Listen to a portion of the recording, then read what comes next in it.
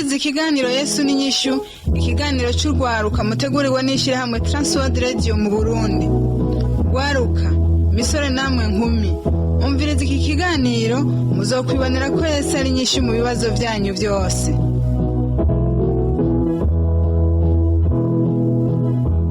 Inshuti mgenzi mukunzi washimye kubana natwe rwaruka musore nkumi ndaguhaye mwiriwe ndakwifuriza amahoro y'umwami wacu Yesu Kristo. Kaze mu kiganiro Yesu n'inyishu sanzu tegurirwa n'ishirahamwe Transworld Radio mu Burundi ugitunganirijwe na Samuel Nsabimbona. No munsi turi hano mu ntara ya Bubanza, turi kwishengero rya Pentecote yo mu Gahongore. Abo turi kumwe ni abashingantahe babiri, Anacre hamwe na Emmanuel. Emmanuel rero warakijijwe, umaze gukizwa hariho inyungu ushobora kuratira abantu uti muri Kristo Yesu narahaboneye akarusho. Tubari muri Kristo Yesu akarusho nahaboneye. Icambere iyo umuntu amaze gukizwa ntibisobanurwa ko abarengeye isi.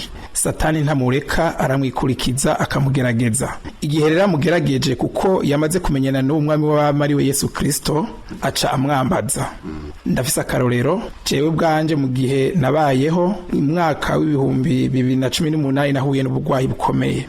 Maze kugwara ubwo bugwayi bangirira operation munda isogi barazopera, no kuvuga mbaho umengo ndapfuye.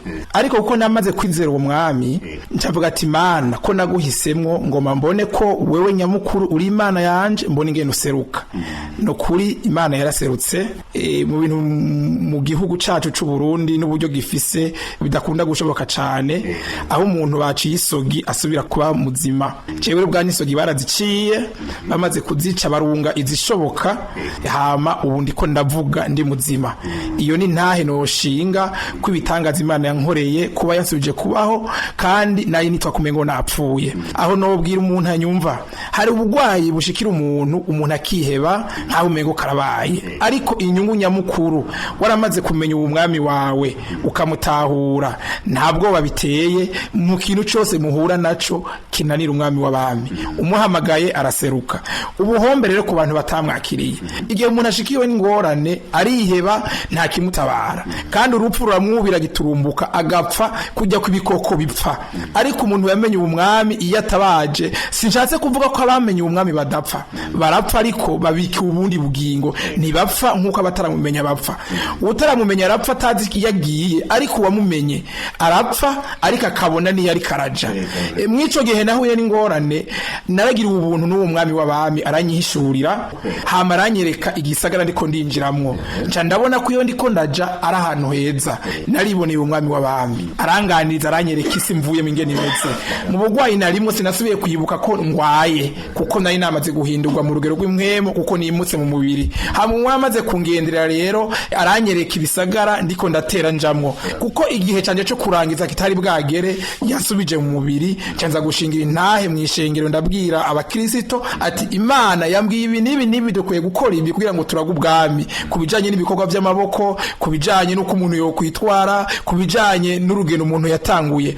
Nca mbwira abantu ati burya ko umuntu yatanguye urugendo agenda ahura n'ingorane, ariko yashize imbere umwami hariho ikintu kimutabara kiza nk'intabazo igihe hari ibikorwa byiza yakoze. Rero umunyabyaha ubuhombe ahombeyemwo n'ubuhe, ibikorwa byiza ntavyo ari karakora, kandi yari karajani muri gehenomu igihe rata bikorwa ari karagira, kuko ibi bikorwa dukorera munsi y'izuba uko umuntu abikora byose birandikwa, kandi igihe mwisozera giwe nivyo bizomwakira bikamuha uburenganzira bwo kwinjira nk'ubu bwami bwo mwijitwa amatwigisha. Rero nobwira umuntu ari karanyumviriza, ari karakora ibitameze neza, ari mu byaha bitandukanye, adashaka kwizera umwami, amaherezo yiwe n'urupfu, nta bugingo yimirije kubona. Rero akinyumva umwanya ni yakira umwami n'umukiza, amwizere kuko ni Imana itabara. Jewe naramubonye anyereka ingene umuntu akwiye gukora, kandi ku bakristo nayo biganiye ingene umuntu akwiye gutumbera umusaraba. Rero utumbeye umusaraba wa Kristo uwo Yesu yabambwe ko niyo soko umuntu aruhukirako.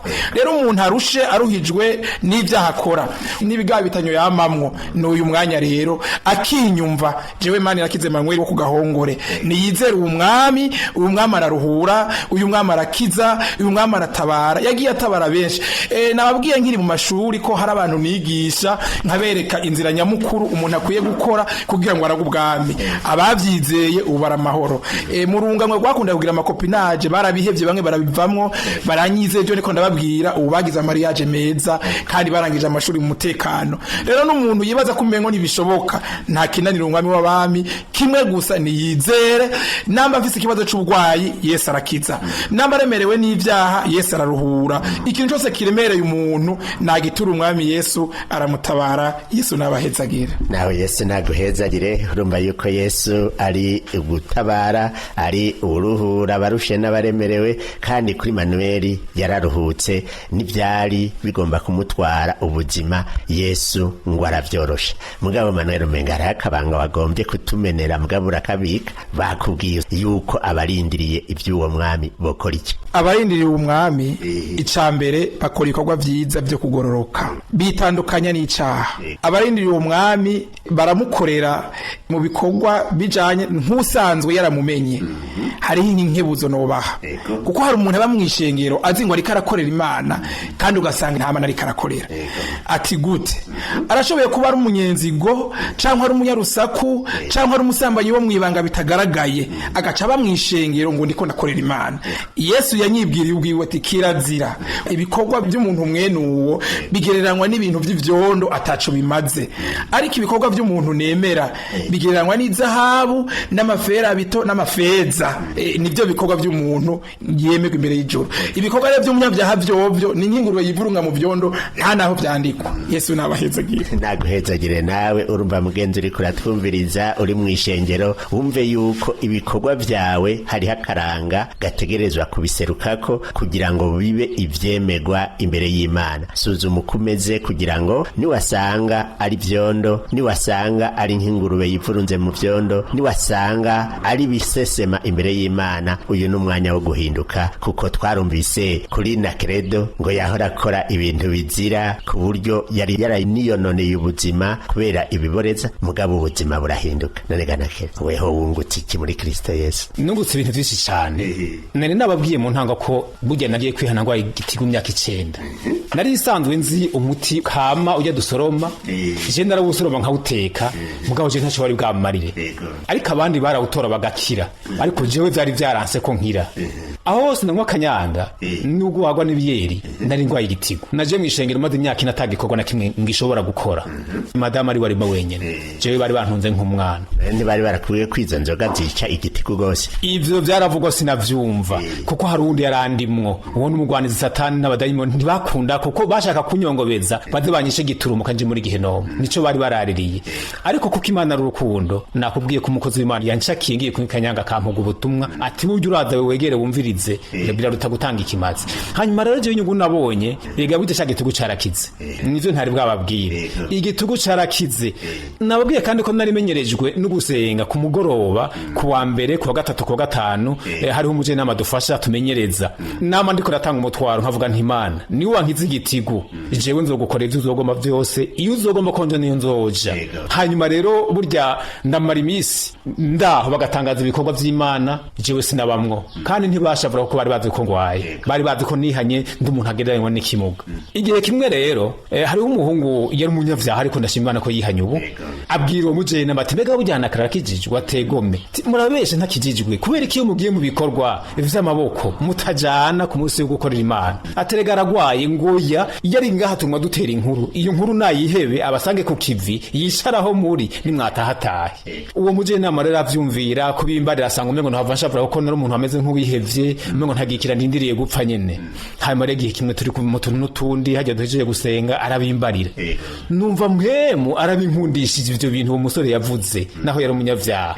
Numva arabinkundishije ndamubaza kuko utari bwabimbwira, ati nimvire ko ubabara nca ndafata ingingo, ubu bagiye nzobasangayo. Umunsi wa mbere rero ndagenda ndabasangayo, bari bagiye gukora ahantu bakuye imyumbati, ngaca ngenda imbere yabo ngatora ibigombe biri imbere yabo nkabibakura imbere nkabijana hirya kugira ngo bakore borohewe. Nani mvise umutima nti nanje nibasenga isengesho ryo bagodotse nanje bansengeremwo. Numva ukeneye amazi yo kunywa nkagenda ngasuka igikombe nkamusanda ku kivi, numva umuvyeyi yarijije umwana nkagenda nkamwaka umwana ntimpameda mukinisha. Uburyo ubundi munsi nafashe ingingo ntora umupanga rero ngaca ngenda ngatuturira ajya amahunda ari imbere yabo, mbize ngize indugumba nkumva ndaryohewe cyane ko nanje nkoze.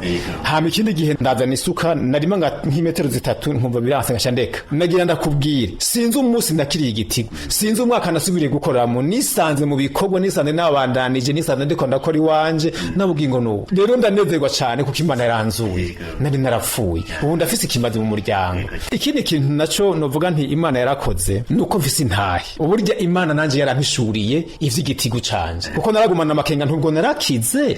Aha sinzi hama numva umunsi umusongo ukubise ijoro riraho rimwe, Imana ishirantwenza impishurira napfuye, umuvyimbo wanje urambare nkariye ndindiriye uza kunjana uwo ari we, kusenere bwabone ngo ni Satani canke n'abadayimoni, mugabo ntabwo banarifise ko abadayimoni banjana, nitega ko Yesu abatuma marika bakaza kuntora. Nkirindiriye rero umuvyimba haca haza umuntu awubaga mbona, hama cakura y'igitigo ncamona ndirukane nti ngiye kuraba ingene igitigo canje cari carabaye.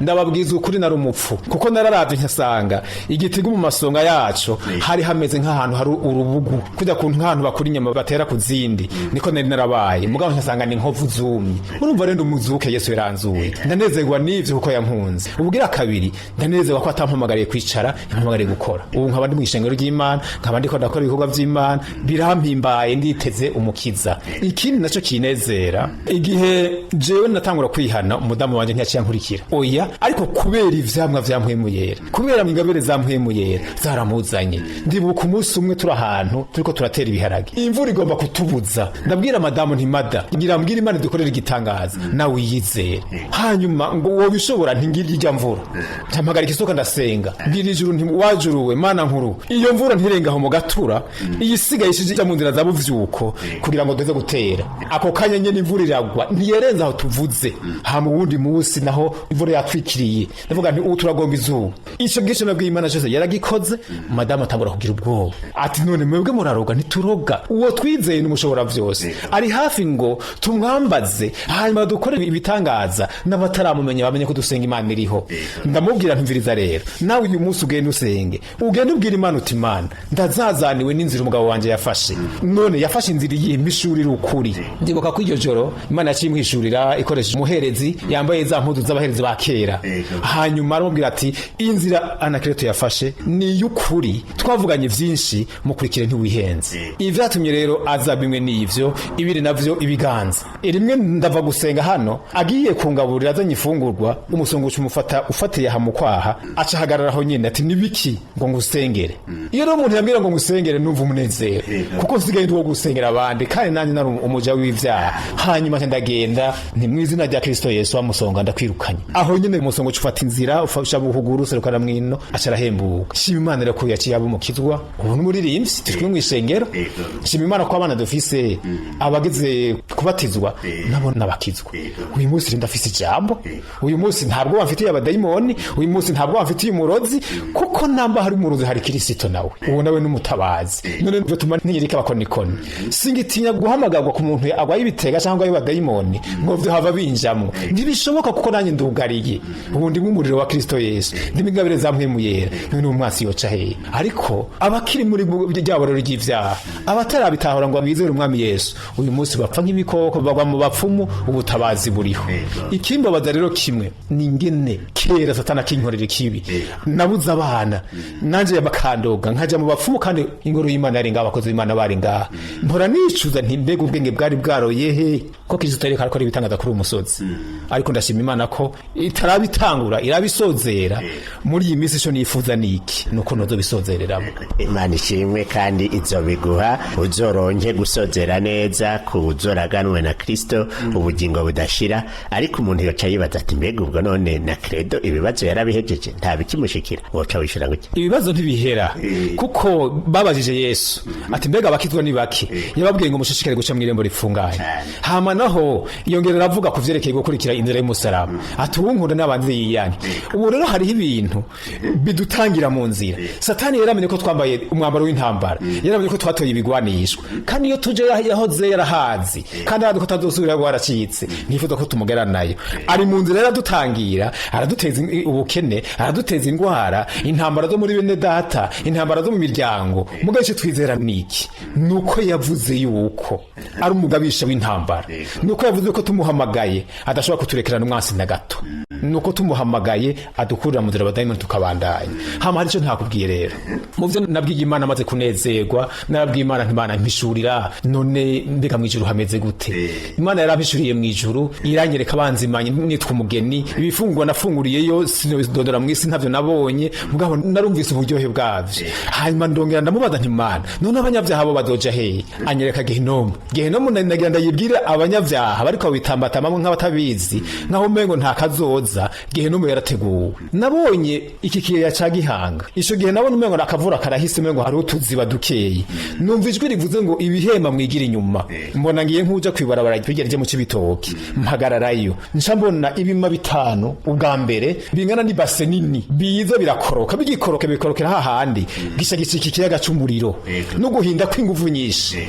Ngitangajwe n'ivyo, munongera kubona ibindi bima biza ari bitanu nyene bikorokera muri wa muriro, vyasobanurwa ngo nugukazwa. Numva none amajwi arahindutse, hajwe amajwi yo hasi nk'imoteri bikomeye, haje nayo hejuru, hama hakoroka n'ibindi bigira gatatu, vyongera gukaza wa muriro ucurahinduka ucumira nk'umuriro wera. Numva ubwoba bwinshi, numva ndibaza abavyeyi banje bapfuye batihanye, ndibaza abanyavyaha batihanye, ndibaza mu miryango yanje abantu batarakira umwami Yesu. Ndavuga nti Imana, birakwiye kugarukira ngaha, abagiye muri Gehinomu iwacu baramaze, ugatabara umuryango usigaye. Uwo muriro wari uteye ubwoba, wazanye ibisebuzi n'inkomezi nyinshi, ku buryo ikibengevenge cadusanze iyo twahungiye. Umwana twari kumwe aravuga ngo je ngira nje miramenyera, ndamubwira nto ya mwana, umuriro suwi wawe, naho wopfa ntiwojayo, uracara umwana. Ca ndikanguye ndiko ndarira, ngira madamu ntivyuka dusenge, Imana izoduha kurangiza neza, kuko igihe tutorangiza neza ivyo mbonye si bisanzwe. Mbega umunsi wa mbere abanyabyaha bazifata gute? Niko navuze. Ngwino mukiza twibanire, unyibwirire ibyo mwifuzaho, nanjye nkubwire ibinyuzuye umutima, maze mukiza twibanire, twibanire,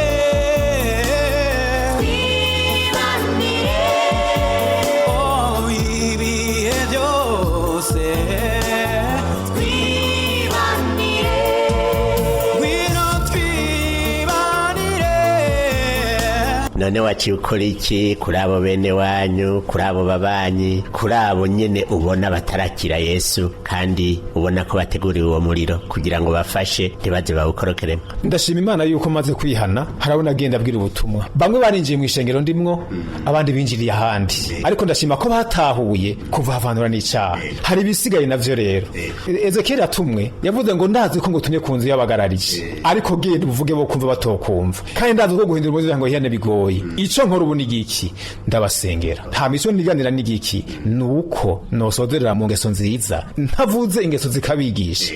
Amahirwe erega naha nonaho niyo bampamagaye bakankenera, nawe ntibamukenere twicaranye, kuko ataciye bamarira, nkagenda nkabohoza uwo badayimoni bateye. Ico cyo sishigishe ko yora bati mbega none ejo vyogenda gute, kuko mfise amaboko abiri nk'ayafise, mugabo kuko mpamagara data akanyitaba, ico naco gikwiye kumutera amatsiko nawe akarondera uwo mwami. Ego reka twumvirize kuri Manuel nawe. Ubuzima bw'ubukristo bwabayemwo no gutabagwa, ariko ubuzima bw'umukristo hari igihe Imana iteba gutabara, byo biragushikira? Imana hari igihe iteba gutabara, mugabo ko wamenyanye n'umwami nakwiye guca yiheba.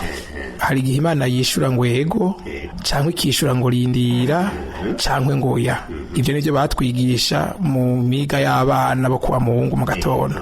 Rero Imana igihe kwishuye ngo rindira, ni hajya ibishatse kuraba ukwihangana k'uwo muntu. Bisobanurwa iki? Bisobanurwa ko umuntu aba yaramenye ibukristo, ko rimwe na rimwe imanzi karaba nawe ko atari byo avuga ku munwa gusa, arabe ko biva mu mutima, ikaraba ukwihangana k'uwo muntu mw'iryo rinde ahuye naryo. Muga ntibisobanura ko Imana imuhevye, kandi ntibisobanura yuko uwo kuba bamenyanye na Kristo atageragezwa ariko Imana ibikeneye kuraba koko kwiyo nzira yaciyemwo kuko na Yesu bwiwe nawe yarahuye n'amageragezo kandi Imana ntiyamuhevye hagira igihe nawe nyene aracungura ishengero ubu tuhaye turi mu mudendezo iyo atacungura ishengero je Emmanuel simba ndiho ntiwumve nagira ubwo buntu kuko Kristo yanyitangiye kandi ubuntu bwiwe butangaje nibwo ngendagendamwe rero umuntu Imana yishuye ngo rindira ibishatse kuraba uwo muntu inzira arimwo ko ashoboye kubyihanganira kuko hari abakurikira Yesu bakavuga bati tuvugize ikintu rimwe aca gikora hari igihe uvuga akagikora cyangwa akamaza karaba kuko nawe arakeneye kuraba ukwitanga k'uwo muntu niyo ari karaja ko ari uzoshika Yesu nahabwa icyubahiro nyene n'uwo Kristo Yesu akora uko agomba mu gihe agombeye kandi ikiboneka nuko gusa ngo abamusenga araheza akabahumuriza rero muriko murahumurizwa uhumurize n'abandi bari hirya no hino usanga bari mu magogwa bagira iki notangura ku bantu basanzwe bafise ubugwayi hari abari mu bitaro usanga bihevye nababwiye ko bangiriye operation yo kumbaga mu nda bakambaga isogi kuko zari zagize ingorane ariko ubu ndiho hari abo twari tugwaranye bamwe nagerageza kubaremesha kandi ubwanje nanje ndiho ndi wapfuye nkabereka umwami ko hari abo byakunze bakizera ubu ni bazima bama bantelefona ku matelefone bambwira bati umwe Yesu batubwira twaramubonye twarakize abandi barakijijwe ubaza barihanye ko navugiye ubutumwa mu bitaro abantu barabona ati umuntu ko ari kumviro ibyo yavuga ko barukuri kuko iby'Imana yampishuye narabibabwiye ati Imana imvuze ibi nibi mukora uku burya ntimuraba uko imibiri ikaseserezwa imbere ni heza mwokwizera naho muri kumviro mworonka ubugingo abavyizeye rero ico gihe abagira ubuntu bataciye bapfa kandi nkuko hari n'abapfuye abataciye bapfa rero bagaca bizera ubarakijijwe bama bashingira intahe nobwira umuntu rero agwaye cyangwa umuntu yihevye washoye gushirwa n'ubugwayi bwagiturumbuka utari witeze ibyago bikakubira giturumbuka ntiwihebe wizere umwami aratabara kandi arabohora na Jerantabaye Yesu nabahezagire nawe naguhezagire mugenzi uri kuratwumviriza naho woba uri mu makuba wizere umwami Yesu kuko aratabara mugabo niwe afise umunsi yashingiye igihe cy'ibyiwawe ngo ukirorere wihanganye sindabizi kuri wewe na Credo imbere yuko turangiza ikiganiro hari ikindi uvuga uti iki sinogena ntakibwiye abandi nk'ico norata Yesu yankoreye ico novuga noratera abandi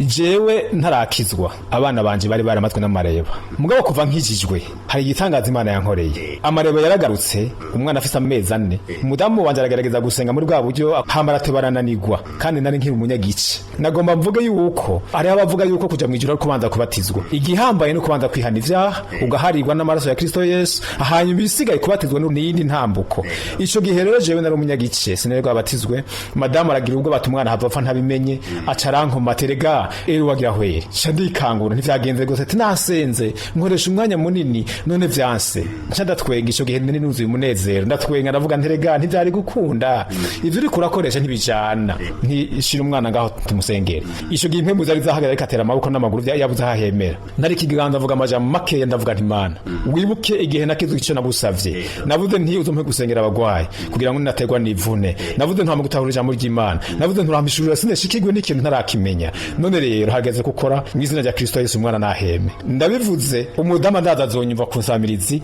ewe twamatwana bivuganye n'abandi bataravimba babimenye Yesu Kristo yarangiza umuntu ashobora kugira ikimazi umwana ubwo nyine cyatanga ko nkibere aha rero novuga ikindi kimazi yankoreye hari ivyo ntashobora ibintu nko kugwana intambara maze kuba mugakiza mwariko muravuga muti mbega umuntu ntagisura kumutangira kiramutangira gose narazigirijwe n'intambara z'ubukene ndazigirizwe n'intambara z'inzara umugabo ivyo vyose naguma mpishurirwa n'Imana ko ndi muri formation Imana ntiyandetse ngo indekerano ubwo bwihebe yaransanga ikanyereka ko n'umusirikare ari ku rugamba hataragira ko mpasiona ngo mve muri ibi ngisigaje urundi rugamba nkigwana yaranambwiye ijambo bivuga ngo ndiko ndagucura kugira ngo uvyo bigikoresho kiramuye utagitinya intambara utagigira ubwoba ushobora gukuba mu bihe vyoroshe canke bigumye muri ico gihe rero ndashima Imana intambara ziriko zirantera narashavurira abantu nkabahindura abansi baranyanka uko araho daca no mu bagenzi ntaziga ko bovyuba kubahuka abo umutima wanje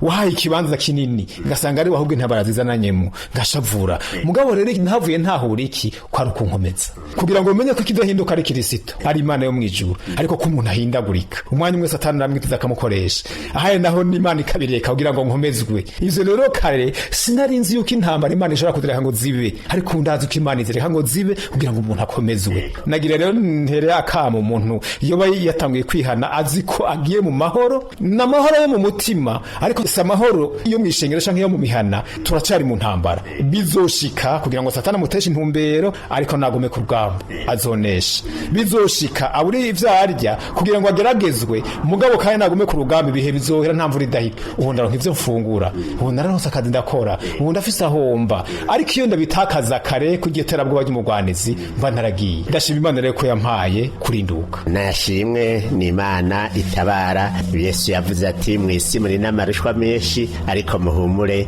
jewe naranesheje isi kuri Manuel nawe hari icyo uvuga uti no gisozererako ishano basozererako kuba ariko barumviza no babwira ko uwo mwami Yesu ari umunyamahoro kubarushe nababwiye ko bakwiye kumwizera ko bafise ibibazo nibayimukorere arabishoboye kimwe gusa ntibavyigungane hama kubo bigora hari umuntu usanga ashaka kwizigira kw'ibintu ugasanga ibibazo ashaka kuvyikorera wenyene nobwira ku bantu bari mu mashengero atandukanye bimaze kwizera uwo mwami bo kwegera abakozi b'Imana kugira babafashe gusenga kuko hari imitwaro ikenerwa ko hari umuntu yoyigufasha akayigusegurira mu buryo bwo gusenga ufise ibisata vy'ibigwayi wewe unsingujije kwisengera uze wisengere muga kandi wegeye n'abakozi b'Imana babwiye ati ubugwayi bwanje bumeze kunuku mufashe gusenga kuko uzosanga waratabawe niyo vyatinda ntuze wihebe igihe kigeze kuko Imana yishura igihe cayo uzotabagwa Yesu nabahezagire amena igihe kigeze Imana yishirira ku gihe uzotabagwa naha rero mugenzi ukwiye nawe kurorera wihanganye mugabo intambuko ya mbere ukwiye kugira nubwo bucuti ukwiye kugirana n'uwo Yesu Kristo mu kumwakira akakubera umwami n'umukiza ubugingo bwawe hanyuma ibindi bibazo byose muzohura urumvise yuko ari urugamba Kristo Yesu afashe umuntu wiwe kurugwana birashoboka yuko ku mugoroba nk'uyu uri muri izo ntambara zo kwifuza kwakira Yesu nk'umwami n'umukiza kandi no gutabagwa mu bibazo reka nkesaba Emmanuel Manirakiza agusengere Mana yo mwijuru turagushimiye turagukengurukiye kugaba abantu bizeye iri zina niko twayeko turakuvuga nk'umwami wadutabaye bamwe bari mu vyaha urabatabara barakumenya nanje wagiye ubana nanje mu gihe nagiye mpura n'ibibazo naragwaye urankiza kubw'ubu harabari mu bitaro hari n'abandi bari mu dusago twabo bihevye batagira ikibashikako wewe uri Imana itabara no basangeho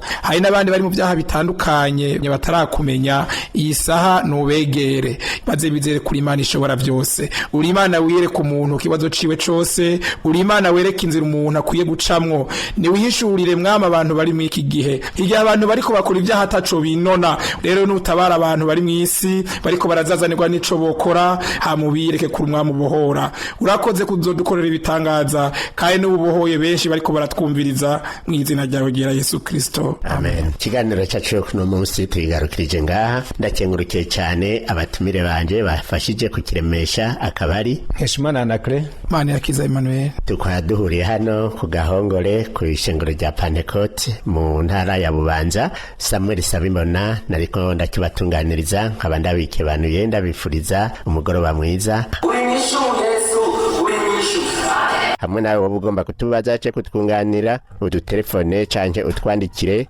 wanditse ukoresha agasanduku ka posta 1140 i Bujumbura canke email twrburundi@gmail.com canke naho uturunyikira ubutumwa bugufi kuri telefone ngendanwa inomero 79 amajana 84 amajana 286 canke 69 amajana 671 amajana 277 izo telefone urashobora no kuzidutelefonako tukwikibanire tukwifuriza umugoroba mwiza naho ubutaha umwami wacu Yesu Kristo akubera inyishu.